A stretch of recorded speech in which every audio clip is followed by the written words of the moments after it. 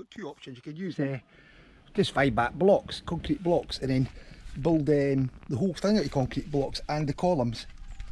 Just basically infill the column with concrete, and that's it, and then join the blocks into the column.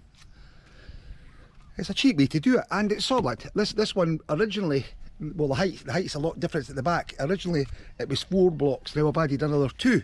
So I've got a small joint, but it doesn't matter. I mean, I'm no fussed by it. I need to paint it. But the problem being very, very fast, easy to build, and strong. That's a single block. That's a double block. This is the block I tell people to build the swimming pools. Absolutely fantastic. And 15 baht each. These ones are 5 baht each, but the 5 baht's alright. Then just cement coat it, so there's no problem. Option number 2, just get, well, I don't know, 1.5 metre concrete posts, and then just put them in the ground and get steel, and then just join the blocks to the post.